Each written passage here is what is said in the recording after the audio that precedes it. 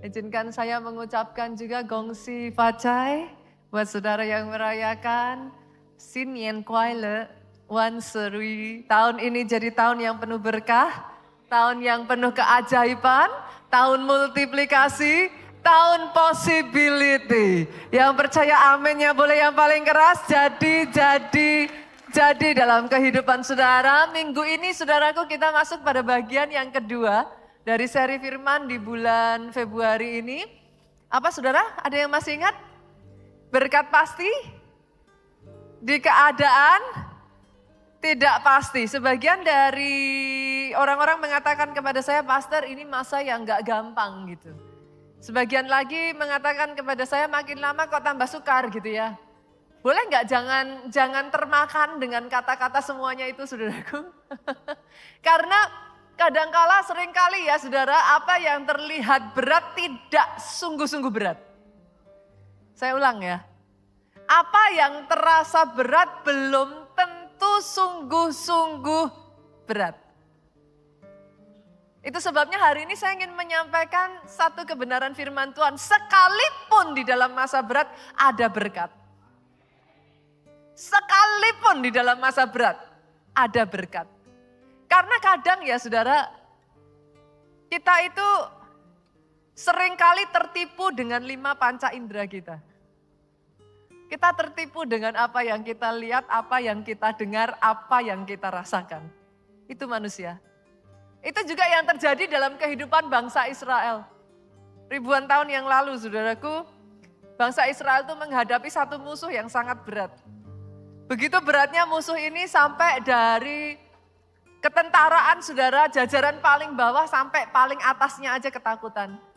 Dari prajurit biasa sampai jenderalnya, sampai rajanya aja mereka ketakutan. Siapa namanya? Ada yang masih ingat? Goliat. Goliat satu orang musuh yang terasa sangat berat saudaraku. Terlihat sangat berat. Tapi coba renungkan toh. Goliat yang dikatakan begitu berat, dikalahkan oleh seorang anak muda. Gak pakai senjata lagi. Dikalahkannya bukan dengan pedang. Bahkan bukan dengan tombak. Musuh yang dianggap sangat berat itu dikalahkan seorang anak muda biasa yang sama sekali bukan dari jajaran ketentaraan saudaraku. Dengan batu kali dan ketapel. Bolehkah sekali lagi saya mengatakan apa yang terasa berat? Belum tentu sungguh-sungguh berat. Apa yang kelihatan berat, belum tentu sungguh-sungguh berat. Itu sebabnya hari ini firman Tuhan mau mengingatkan kepada kita, bahkan toh kalau dikatakan masa yang berat, tetap ada berkat di masa berat. Oh aminnya boleh yang paling keras, tepuk tangannya boleh yang paling meriah buat Tuhan kita. Tuhan yang sama yang sudah mengalahkan the giant. Dia masih sama kok saudaraku. He is the same God that will defeat your giants. Kalau saudara mau merenungkan ya, seberat-beratnya semua. Boleh senggol kiri kanan katakan kamu hebat. Kita sudah survive masa pandemi. Yang mengerti katakan amin. Seberat-beratnya loh saudaraku, engkau melalui masa kerusuhan 98. Wow. Yang kita perlu belajar saudara. Jangan fokus pada apa yang tidak pasti. Fokus aja pada apa yang pasti. Itu yang kita belajar minggu lalu. Karena kalau saudara mau fokus pada yang tidak pasti, minggu lalu saya karena khotbahnya di Soho ya. Gak apa-apa ya, saya tarik kemarin ya, saya bawa ke sini sedikit ya saudara. Menurut saudara hal-hal apa saja yang gak pasti? Lihat kiri kanan saudaraku, depan belakang. Manusia itu gak pasti saudara. Kalau orang Jawa, saya nggak tahu berapa banyak di sini yang orang Jawa ya. Kalau orang Jawa bilang itu esok dele sore tempe. Ini yang orang Jawa tahu saudaraku. Pagi kedelai, sore sudah jadi tempe. Di zaman Yesus kita mengerti saudaraku, orang yang sama yang berkata Hosana bagi anak domba, keesokan harinya orang yang sama yang mengatakan salibkan dia. Jangan bersandar pada apa yang tidak menentu. Firman Tuhan kemarin mengajarkan ya, ayatnya 1 Korintus ya. Nah, firman Tuhan mengatakan apa? Apa yang tidak menentu? Seperti kekayaan. Kekayaan tidak bisa saudara pegang. Bahkan ketika saudara berkata kepada saya, pastor kekayaan sampai triliunan. Kemarin saya ceritakan saudara di Soho, satu juragan kripto. Kekayaannya mencapai 247 triliun. Besar apa besar? Besar. Dalam waktu begitu saja sekejap saudaraku kekayaannya habis, dia harus jadi tahanan rumah. Tidak menentu, nggak bisa dipegang. Apalagi hal yang tidak menentu. Berapa banyak yang sepakat situasi keadaan di sekeliling saudara tidak menentu. What's your point, Pastor? Jangan dipegang yuk yang tidak menentu. Jadi jangan dijadikan sandaran. Karena kalau saudara menjadikan sesuatu yang tidak pasti, sandaran. Kalau jatuh ya jangan kecewa gitu aja kan saudara. Lah udah tahu kok, kan tidak pasti. Gak bisa dipegang kan. Tapi berapa banyak dari saudara yang juga tahu, minggu lalu kita belajar, kita punya Tuhan yang pasti. Yang sudah terbukti, Tuhan kita pasti. Firman-Nya pasti. Perjanjiannya pasti, bersandar pada yang pasti. Dan yang namanya saudaraku Tuhan, dia tidak terpengaruh dengan situasi dan keadaan. Mau situasi keadaannya seperti apa? Justru saudara, di masa kelaparan Ishak loh. Di masa kelaparan yang begitu berat, Alkitab itu mencatatnya, Ishak menjadi kaya, kian lama kian kaya, menjadi sangat kaya. Terjadinya di masa yang baik kah? No. Poinnya apa, Pastor? Mau masa baik, mau masa enggak baik, Tuhanmu pasti. Dia bisa mengerjakan keajaiban bahkan di masa sukar sekalipun. Pegang Tuhan yang pasti. Bukan hanya Ishak saudara, masih ingat gak kisahnya Yusuf? Melalui 7 tahun kelaparan. Tuhan justru angkat Yusuf tinggi. Malah jadi Perdana Menteri. Masih ingat gak baru saja kita belajar kisahnya Daud? Menghadapi lawan yang begitu berat. Seperti Goliat. Justru disitulah menjadi jalan Daud menjadi raja kok. Yang mengerti katakan amin. Faktanya ya saudara, waktu ke waktu, di masa berat sekalipun Tuhanmu pasti dia masih mengerjakan keajaiban sampai detik hari ini. Pertanyaannya kita mau lihat nih, apa sih yang terjadi dalam kehidupan Ishak? Kita lihat ya saudaraku, Keluaran pasalnya yang ke-26, apa sih yang dilalui Ishak? Ayatnya yang pertama, ayat ini ngomong kayak gini, maka timbullah kelaparan di negeri itu. Timbul kelaparan saudaraku. Dan ayat ini ngomongnya gini, ini bukan kelaparan yang pertama yang telah terjadi di zaman Abraham. Sebab itu Ishak pergi ke Gerar kepada Abimelek, raja orang Filistin. Saya ingin mengajak saudara untuk bisa melihat seperti apa yang terjadi pada saat itu. Alkitab mencatat saudara, ini bukan kelaparan yang pertama. Saudara semua bersama-sama kita pernah ngalami yang namanya pandemi Pak. 1 kali pandemi aja udah cukup belum Bu? Udah lumayan kan ya? Kebayang nggak kalau di sini dicatat ini bukan kelaparan yang pertama. Artinya saudara kalau saya masukkan pada keadaan yang terjadi sekarang ini bukan pandemi yang pertama. Berarti terjadi pandemi yang lain, saudara bisa bayangkan seburuk apa keadaan pada saat itu. Satu saja sudah cukup meluluhlantakan ekonomi saudara. Terjadi lagi karena dikatakan bukan yang pertama. Dan kalau saudara pengen tahu seburuk apa kejadian keadaan pada saat itu. Bu, dikatakan orang sekelas Ishak sampai harus ngungsi keluar negeri, bukan kota. Dia harus pergi ke Gerar. Buat sebagian dari saudara yang mungkin masih belum memahami saudaraku, di zamannya Abraham itu orang yang terkaya saudaraku. Yang sampai disetarakan ditakuti oleh raja. Diusir malahan saudara. Karena kekayaannya bertumbuh menjadi begitu besar. Artinya Pak, kalau kita terjemahkan di zaman sekarang ini keluarga konglomerat. Kalau sekelas konglomerat aja sampai harus ngungsi saudaraku, menurut saudara loh. Pada saat itu buruk enggak keadaannya? Buruk sekali saudara. Ini masa yang berat, masa yang enggak gampang. Tapi coba kita lihat ayat yang ke-12, kita lompat ya. Kejadian 26 ke ayat yang ke-12, maka menaburlah Ishak di tanah itu. Dan dalam tahun itu juga ia mendapat hasil 100 kali lipat, sampai di situ. Tadi kita sepakat kalau itu masa yang berat. Betul ya Pak?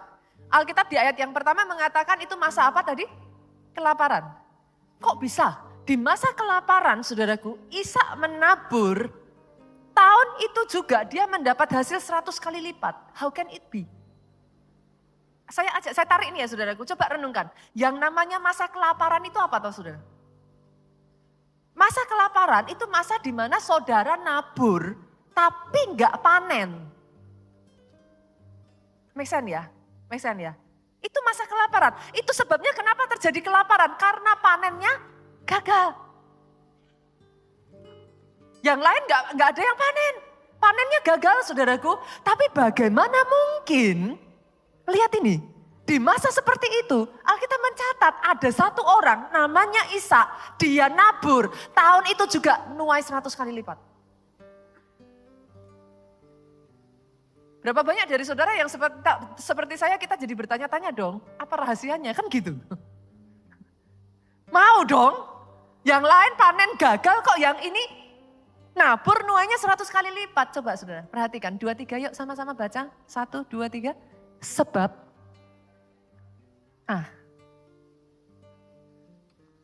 Tahukah saudara, Ishak punya Tuhan yang pasti. Sebagian dari saudara, kita kadang meremehkan kata ini loh. God bless you. Kita get used to it. Kita dengar kata Tuhan memberkati itu kayak udah biasa di lidah. Tapi tahukah saudara, Ishak menuai 100 kali lipat di tengah situasi yang sukar sebab ia diberkati Tuhan. Lihat kiri kananmu, katakan, engkau orang yang diberkati Tuhan. Lihat depan belakangmu, katakan, engkau orang yang diberkati Tuhan. Ada berkat Tuhan yang membuat Ishak kuat di masa yang sukar. Kita lanjutkan ayat yang ke-13. Dan orang itu menjadi kaya, bahkan kian lama, kian kaya sehingga ia menjadi sangat kaya. Ketika Ishak menuai 1 kali saudaraku, dia nabur, dia nuai 100 kali, menurut saudara itu tuaian yang banyak enggak? Banyak. Tapi saya rasa itu hanya cukup membuat dia menjadi kaya. Coba renungkan saudaraku. Setiap ayat itu punya kedalamannya. Kalau dia hanya ngalami multiplikasi 1 kali itu saja, dia jadi orang kaya betul. Tapi ayat ini ngomong, kian lama kian kaya, berarti kan bukan cuma 1 kali. Ditambah lagi, menjadi sangat kaya. Berarti bukan 1 kali, bukan 2 kali. Dan boleh saya tanya Bu, terjadinya di masa baik? Terjadinya ketika semuanya serba baik? Saya berdoa engkau bisa melihat ya saudaraku, jangan bergantung pada faktor yang tidak pasti. Come on. Kalau yang saudara lihat, faktor yang tidak pasti, hidupmu akan diombang-ambing. Maaf saya harus mengatakan ini, mau keadaan baik, mau keadaan tidak baik. Dari zaman ke zaman, sejak dari zaman dulu sampai detik hari ini Pak, Tuhanmu pasti. dia tetap saja punya cara untuk memberkati pribadi, lepas pribadi, lepas pribadi. Orang-orang yang bersandar, orang-orang yang berurusan, orang-orang yang berpegang pada perjanjiannya. Tuhanmu pasti. Itu sebabnya ngelihatnya jangan pada yang gak pastinya. Tapi pelajari perjanjiannya yang pasti. Boleh nggak? Saya mengajak, ada muncul orang-orang Kristen di tempat ini ya saudaraku. Yang hidupnya tidak ditentukan pada keadaan di sekelilingnya loh. Karena capek nggak sih saudara kalau hidup saudara lihat kiri kanan terus gitu, capek nggak sih? Orang kanan saudara kanan, orang kiri saudara kiri, orang maju saudara maju, orang mundur saudara mundur lah, terus gimana? Capek loh. Pegang yang pasti-pasti aja kenapa? Hah? Kalau kita sudah tahu situasi dan kondisi itu tidak pasti, kenapa fokus ke sana? Pelajari firman-Nya. Pelajari perjanjiannya. Setia lakukan itu. Terus dengan iman pegang. Berjalan sesuai ketetapannya. Oh, yang saya kenal ya saudaraku, dari sejak pertama kali saya kenal Tuhan saya, sejak dari zaman Abraham, Ishak dan Yakub. Tuhanku tidak pernah melupakan perjanjiannya. Gunung boleh bergoncang, bukit boleh beranjak, tetapi kesetiaannya tinggal tetap sampai selama-lamanya. Nah, hari ini saya ingin mengajak saudara melihat kalau kita sudah tahu itu saudaraku, kita mau belajar. Jangan yuk perhatiannya dan fokusnya teralihkan pada yang tidak pasti.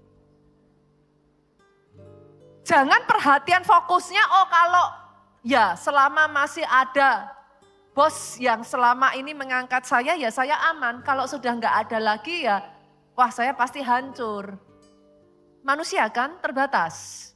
Kalau selama situasi kondisi politik baik ya kita aman. Kalau kondisinya nggak baik ya kita nggak tahu gimana. Situasi dan kondisi berubah saudara. Nah kita tuh kepingin belajar. Apa sih yang membuat Ishak ini kok bisa ya Pak di masa yang tidak pasti, yang masa yang berat itu kenapa? Kok yang lain panennya gagal, dia menuai 100 kali lipat, kan itu yang kita pelajari. Tadi kita melihat yang pertama nggak bisa tidak saudaraku. Ada berkat Tuhan. Tapi sadarkah juga saudara? Yang kedua, sikap hatimu menentukan hasil akhirnya. Saya melihat saudaraku di tengah kesulitan itu yang saya tahu ya, Ishak bukan menyerah. Di masa berat itu Ishak bukan tertunduk. Karena ada orang-orang di sini di masa berat, habis mentalmu saudaraku. Di masa berat tawar hatimu. Berapa banyak yang seringkali bahkan sudah menyerah sebelum bertanding. Tapi yang saya tahu, saya melihat responnya Ishak menentukan hasilnya Pak. Seperti apa responnya Ishak? Mentalnya kuat. Mentalnya kuat. Saya perkatakan pribadi, lepas pribadi di tempat ini ya. Ada orang-orang yang mentalnya kuat di masa-masa yang sukar. Ada orang-orang yang responnya benar di masa yang sukar. Ada orang-orang yang memutuskan tidak menyerah di masa yang sukar. Berarti kalau seperti itu Pastor, sekarang kita belajar bagaimana nih kita bisa punya mental yang benar di masa sukar. Alkitab ngajarin seperti apa Pastor? Ketika kita sedang ada di masa sukar, kita mesti punya mental kayak apa? Kita buka yuk, Ulangan 20 ayat 1 sampai 4. Ulangan 20 ayat 1 sampai 4 ngomong gini saudaraku, apabila engkau keluar berperang melawan musuhmu, saya tanya, peperangan itu masa yang sukar apa masa yang gampang? Berat ya. Apabila engkau berperang melawan musuhmu, nah di masa yang berat itu, ditambah lagi, engkau melihat kuda dan kereta itu gimana saudara? Prajurit kalau perangnya ngelawan kuda sama kereta itu kalah kelas. Sudah di masa berat kalah kelas.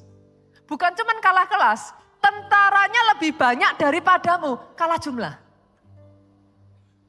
Jadi kalau saudara ada di masa yang berat, saudara ada di masa yang bahkan secara level kita tuh gak menang gitu. Pertandingan kita itu gak menang. Bahkan secara jumlah kita kalah. Artinya dari segala sisi kita tuh gak menang. Tuhan ngomong apa saudaraku? Sama-sama yuk. Maka janganlah engkau takut kepadanya, nya-en kecil. Artinya jangan takut dengan semua situasi itu. Pastor kok bisa gak takut? Loh orang kenyataannya kayak gitu ya takut tuh pastor. Ya betul. Tapi ada alasan kenapa engkau gak harus takut. Lihat sebab apa saudaraku? Tuhan Allahmu yang telah menuntun engkau keluar dari Mesir, dia menyertai engkau. Artinya apa? Kalau dulu dia sudah menolong engkau, masa kali ini juga dia tidak menolong engkau? That's the point. Oh kalau mau tepuk tangan yang paling meriah saudaraku. Saya itu banyak mendengar beberapa waktu yang lalu saya ketemu dengan satu jemaat dan dia menceritakan bagaimana dia ditolong Tuhan saudaraku. Saya mengatakan kepada ibu ini, jangan lupa ya Bu, rasanya ditolong Tuhan. Karena banyak orang pernah ditolong Tuhan, ketika ngadepin masalah lagi, lupa pernah ditolong Tuhan. Kenapa saudara jangan takut? Karena pada saat itu saudara takut, tetapi Tuhanmu tidak melepaskan engkau. Engkau pernah dilepaskan dari Mesir. Kali ini pun dia masih Tuhan yang sama yang tidak akan melepaskan engkau. Tangannya masih sama yang akan menuntun engkau. Masa pandemi saudaraku. Oh senggol kiri kanan, katakan kepada orang di kiri kanan saudara, congratulations. Kenapa? Maaf Bapak Ibu. Maaf. Di masa pandemi kemarin banyak loh yang couldn't make it sampai hari ini. Saya tidak tahu apakah ada di antara saudara yang kehilangan orang-orang yang saudara kasih. Tapi hari ini, the fact that you are here, congratulations.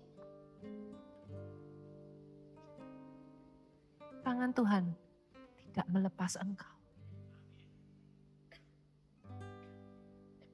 Boleh enggak Bapak Ibu? Jangan jadi orang Kristen yang gampang lupa yuk. Engkau pernah ditolong Tuhan. Kalau kali ini pun kau mengalami hal yang begitu berat, Tuhanmu belum berubah. Itu yang saya tahu. Manusia bisa berubah, Tuhan tetap sama. Bahkan ayat ini berlanjut saudara, kita lihat yuk. Ayat ini berlanjut ke ayat yang kedua ya, kita baca ya. Ayat kedua ngomong gini, apabila kamu menghadapi pertempuran, nah ini saudara. Kita mesti gimana nih?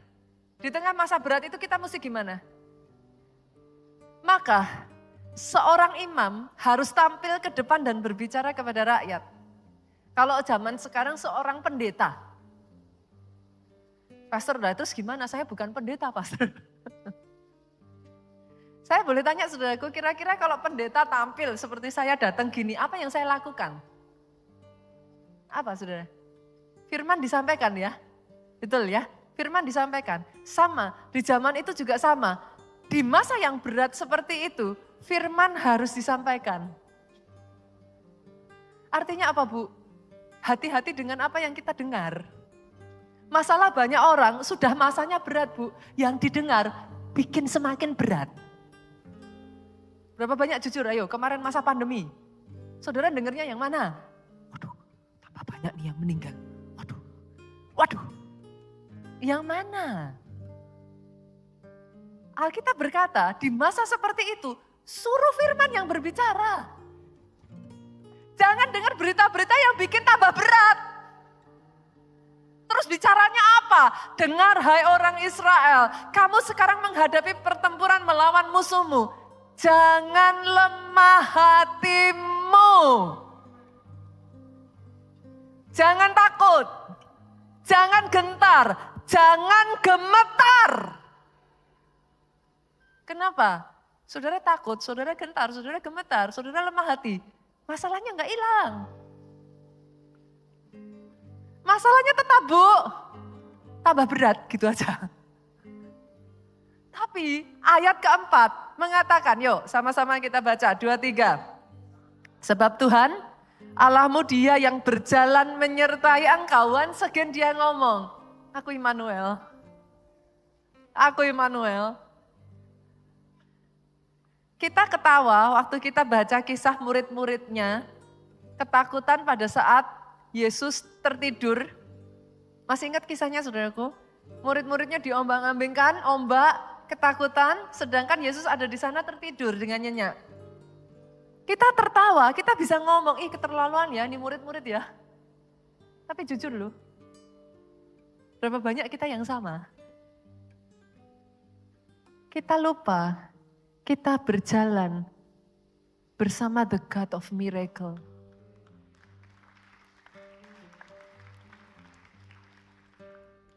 Pastor, apakah itu artinya saya nggak boleh takut? Ya takut mah manusiawi aja saudara. Nggak dibolehin juga saudara takut. Memangnya saya bisa melarang saudara untuk takut? Tapi setidaknya ketika kau takut itu sadari ini. You are not alone. Saya nggak bisa melarang saudara untuk takut. Tapi bersama saudara pada saat saudara takut itu sadari kebenaran ini. Immanuel. Tuhan semesta alam menyertai engkau. Dan hebatnya saudara, Tuhan itu berjalan bersama dengan engkau tuh bukan cuma nganggur saudaraku. Dia bukan cuma topang tangan aja saudaraku, dia bukan santai-santai. Dia berperang melawan musuhmu. Yang menyertai engkau tidak membiarkan engkau berperang sendirian. Ketika dia berperang, lihat. Dengan maksud memberi kemenangan kepada engkau. Tepuk tangannya boleh sekali lagi. Lebih meriah lagi buat Yesus Tuhan kita.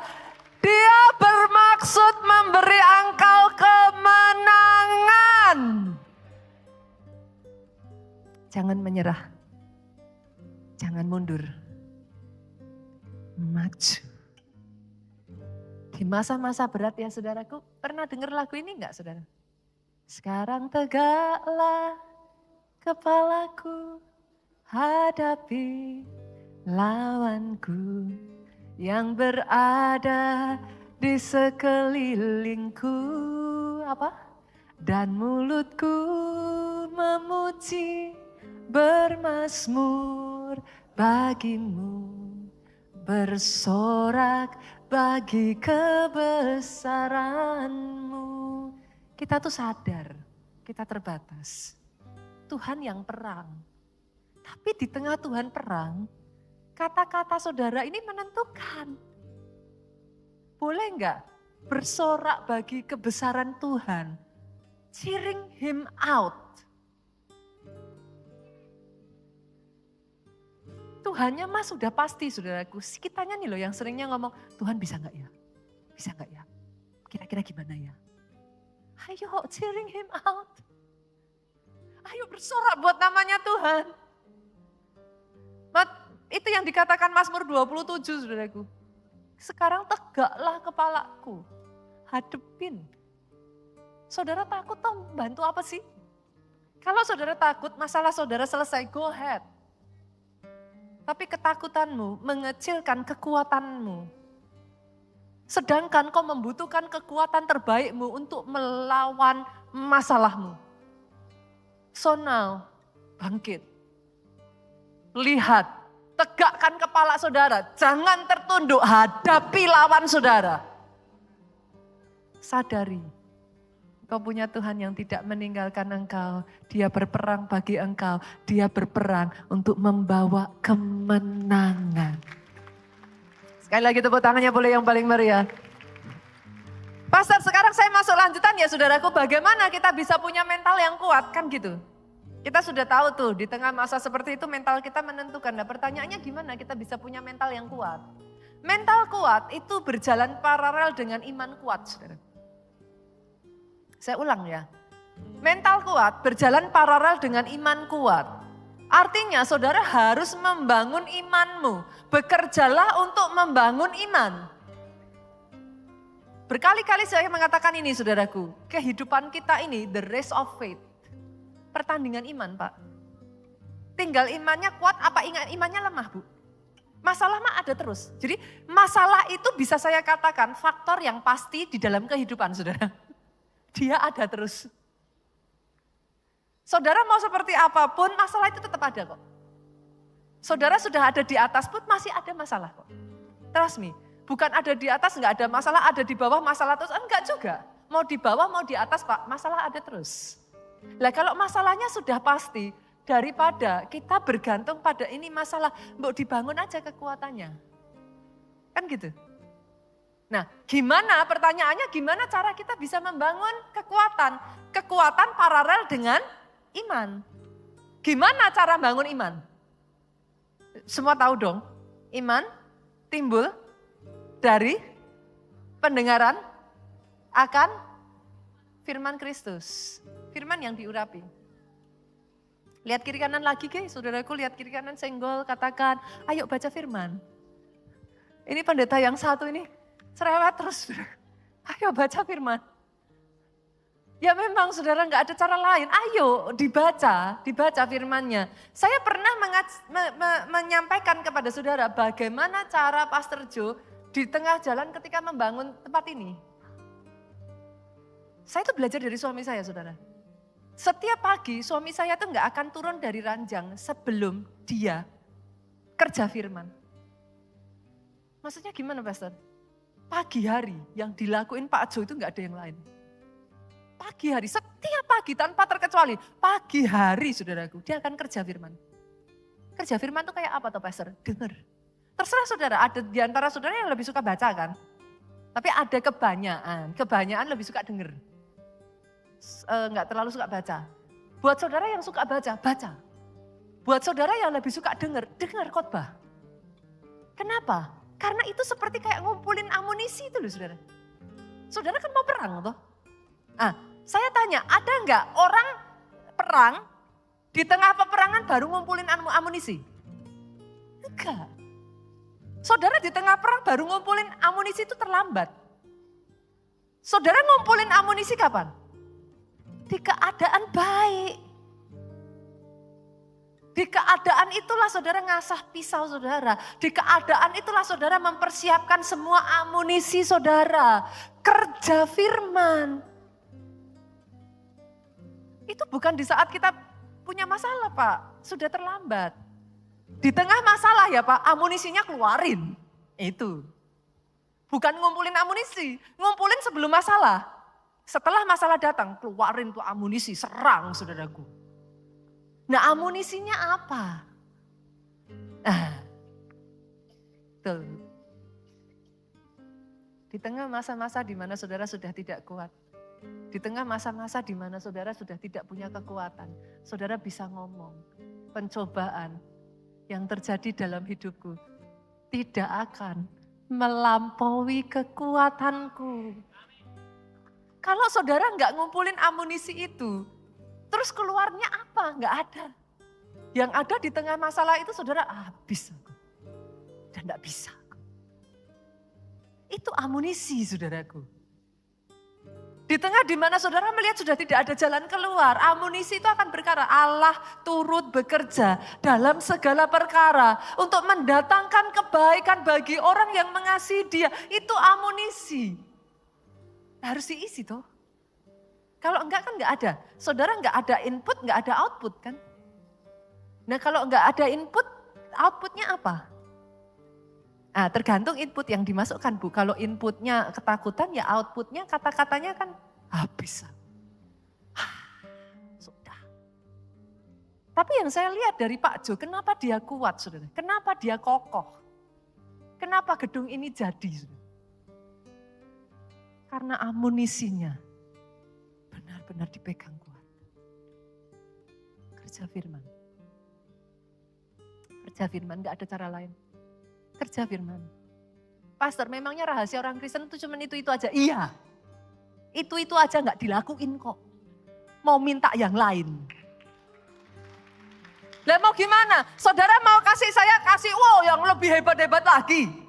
Ya disuruh doa, disuruh baca firman puasa aja gak dilaku-lakuin kok.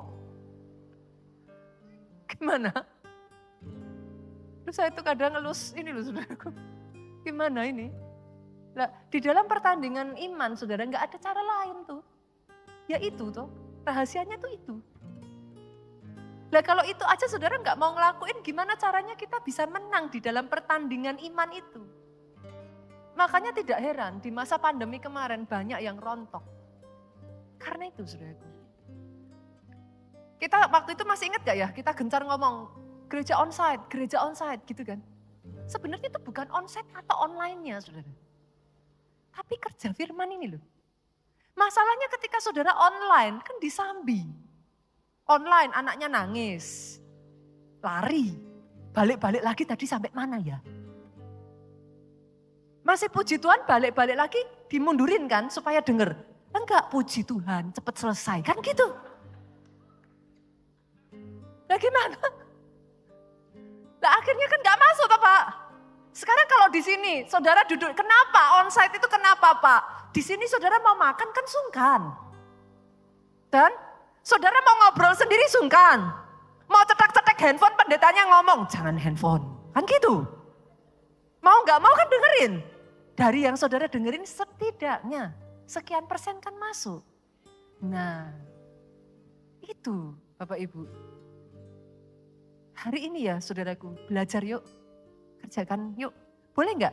Minta tolong ya saudara. Satu yang pertama. Ini senjata saudara.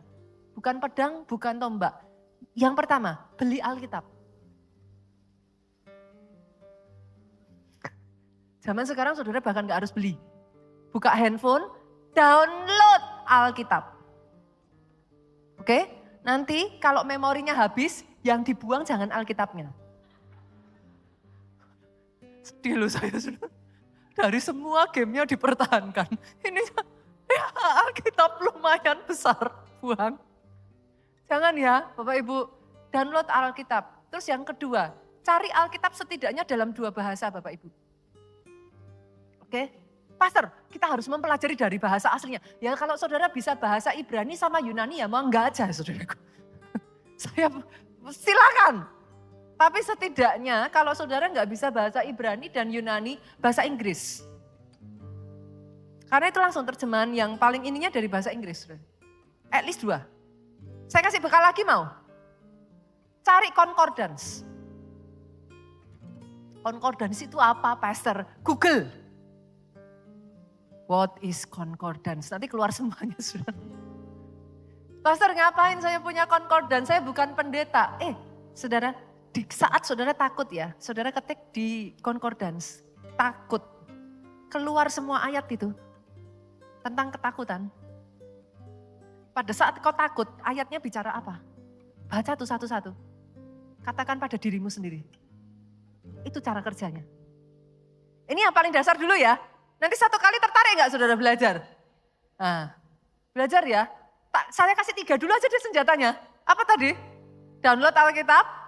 Setidaknya 2 bahasa, cari concordance. Itu dulu. Jadi nanti Pastor, berarti cara kerjanya concordance gimana? Ketika saudara mau cari tentang berkat ya, gimana hidup diberkati, ketik aja berkat, keluar semua tuh. Nanti saudara pelajari, lah belajarnya gimana Pastor? Belajar tuh gampang loh saudara, dibaca. Gak bisa saudara bakar, diminum gak bisa. Tapi ketika saudara baca, itu nanti akan muncul saudaraku. Ada kayak petunjuk-petunjuknya, satu demi satu nanti saudara akan belajar. Oh ternyata orang kalau mau diberkati itu kayak gini. Oh ternyata untuk diberkati itu gak boleh kayak gini. Yang disuruh lakukan, yang dilarang jangan dilakukan, kan gitu. Semakin nanti saudara detail, teliti, satu persatu saudara pelajari. Semakin nanti saudara dijagai oleh firman itu. Itulah kerja firman. Saudara sedang ada di dalam keadaan yang berat nih ya. Saudara tak mau tahu cara kerja firman? Tahukah saudara, apa yang kau alami sudah dialami banyak orang sebelum saudara. Alkitab berkata, tidak ada yang baru di muka bumi ini. Senggol kiri kanan, sesama biskota dilarang saling mendahului. Saudara enggak sendiri. Jangan merasa saudara yang paling berat. Yang sepakat katakan amin. Zaman dulu juga sudah terjadi. Nah terus gimana Pastor? Kenapa kok firman bisa menolong saya? Nah dari orang-orang yang sudah ngalami itu, belajarlah. Baca kisahnya. Apa yang dia lakukan yang membuat dia keluar dari masa sukarnya? Apa yang tidak dia lakukan yang membuat dia hancur? pelajari. Itulah kerja firman. Sama seperti saudara kerja di dalam kehidupan sehari-hari. Malas kerja kan hasilnya sedikit. Sama. Saudara malas gali kan juga hasilnya sedikit. Kekuatannya sedikit. Imannya kan gak bisa bertumbuh. Nah, sama. Itu sebabnya yang pertama saudara, kalau saudara mau kuat ya, bangun imannya dulu Pak. Iman paralel dengan kekuatan. Bangun. Yang kedua saudara, bangun pola pikir kita. Punyai pola pikir yang benar menghadapi masa sukar. Kok bisa pastor? Yes, pola pikir menentukan hasil. Pola pikir seperti apa? Misalkan ya saudara, kita punya pola pikir nih ya. Kita punya pola pikir bahwa Tuhan itu gak akan ngasih kita pencobaan melebihi kekuatan kita Pak. Maka dengan pola pikir itu berarti sah gak kalau saya bilang, kalau sudah melebihi kekuatan kita pasti ditolong Tuhan. Pada saat kita punya pola pikir seperti itu, apa? Kalau orang Jawa bilang kita nggak mentiung. Apa mentiung tuh saudara? Mentiung tuh kayak bambu nekok itu loh saudara, apa mentiung? Ya ampun pendeta yang satu ini gitu ya saudara. Bahasa Jawa itu mantap saudara. Apa mentiung? Mentiung itu apa? Coba saudara terjemahkan mentiung dalam bahasa Indonesia. Satu kata nanti terjemahannya posisi menekuk, agak turun ke bawah lah kan panjang saudaraku. Tapi dalam bahasa Indonesia cukup satu kata, mentiung gitu aja. Melengkung, nekuk gitu saudara. Nah jadi kalau kita sudah tahu nih, pencobaan yang kita alami tidak melampaui kekuatan kita, ya udah toh, gak usah susah-susah toh. Pada saat itu melampaui, berarti dia akan tolong kita. Kenapa takut? Berapa banyak juga yang melihat ini saudaraku. Justru di masa-masa berat, bangkit orang-orang hebat loh. Itu berlaku zaman dulu maupun sekarang. Saya tanya, Daud itu muncul di masa apa? Masa biasa dia nggak kelihatan, dia munculnya di masa berat. Yusuf muncul di masa berat. Ishak tadi, kian lama kian kaya, menjadi sangat kaya di masa berat. Berarti, boleh nggak saya simpulkan gini, ada kesempatan di dalam kesempitan. Nah, kalau pola pikir saudara, masa berat habis. Ya, saudara tidak akan menyukai masa yang berat. Tapi kalau pola pikir saudara, masa berat, kesempatan muncul. Daripada fokus pada masalahnya, fokus cari kesempatannya. Karena itu hanya muncul kesempatan itu di masa-masa berat. Di masa biasa dia nggak muncul saudaraku. Seperti yang saya pernah ceritakan saudara. Di tahun itu saudaraku, keuangan tahun 98, rupiah dari 2.500 jadi 12,5 15.000. Itu kan nggak terjadi lagi saudara. Coba perhatikan ini. Munculnya kan di masa berat toh. Di masa berat daripada saudara fokus pada masalah yang mana akan membuat saudara merasa lebih berat. Rubah pola pikir yuk. Cari kesempatan apa nih di masa berat itu. Berapa banyak orang yang di masa pandemi itu justru yang tadinya ya saudaraku nggak punya mobil mewah. Itu mobil-mobil mewah dijual terjun bebas toh itu waktu itu. Di masa pandemi kemarin, ya selalu toh ada kesempatan kan? Apa? Tiba-tiba saudara yang misalkan di kedokteran, maskernya bertumpuk misalkan. Yang tadinya gak laku-laku lah malah jadi harta benda sekarang saudaraku. Ya kan? Kalau saudara bisa melihat di setiap kesukaran, kesempitan ada kesempatan. Jangan fokus pada kesempitannya, carilah kesempatannya. Apalagi saudara, pola pikir apalagi? Saya tuh belajar ya saudara, di masa sukar sekalipun saya nggak suka, saya jadi bisa menemukan siapa kawan, siapa lawan. Saya nggak suka. Itu bukan suatu yang menyenangkan, tetapi jujur ya Pak ya, di masa sukar itu saya bisa melihat siapa orang-orang yang tetap berdiri bersama dengan saya. Siapa yang lari meninggalkan saya. Sekalipun buat saya itu sesuatu yang menyakitkan. But yes, disitulah saya tahu, oke, cukup saya mengerti. Mana kawan, mana lawan, dan bersyukur. Tapi kalau mindsetnya salah, Tuhan, kenapa Tuhan izinkan? Kan gitu terus. Lah orangnya sudah pergi kok, mau saudara tangisin juga mau apa? Yang mengerti katakan amin. Cukup kan saudara belajar aja toh. Dari situ saudara bisa membedakan di kedepan harinya. Mana kawan, mana lawan. Apalagi Pak, di masa sukar itu apalagi? Sadarkah saudara, kekuatan maksimal saudara tidak muncul di masa baik. Kekuatan maksimalmu muncul di masa sukar. Saudara masih ingat ya tahun 98 tuh sampai ada kisah-kisah anak kecil bahkan bisa ngangkat sampai ada yang bapak-bapak bisa manjat itu rumah sampai naik ke atap, lari melalui atap di tengah kondisi yang kerusuhan seperti itu. Itu munculnya di masa apa? Masa berat. Coba di masa yang biasa-biasa, punya enggak keahlian itu? Lihat atap aja saudara cuma liatin, enggak bisa. Tapi tiba-tiba di tengah semua situasi itu, saudara yang tadinya enggak bisa, ternyata saudara mendiscover, ada kemampuan yang aku enggak punya loh sebelumnya, aku enggak tahu. Senggol kiri kanan, ada potensi tersembunyi dalam hidupmu yang hanya keluar di masa sukar. Boleh kasih tahu tangan buat Yesus buat kita. Aduh pastor, lah kok enggak enak? Loh ya gimana saudara? Daripada saudara punya pola pikir yang salah, kan tidak akan menolong. Hari ini, rubah pola pikirmu, setting pola pikirmu. Sehingga ketika engkau menghadapi masa-masa yang sukar, kau dapat kekuatan. Engkau bisa melihat apa yang kau belum lihat sebelumnya. Justru akan kau temukan potensi-potensi yang belum ada sebelumnya. Dan yang terakhir saudara, berapa banyak yang sepakat dengan saya, bukan hanya dibutuhkan mental yang kuat, butuh doa yang kuat.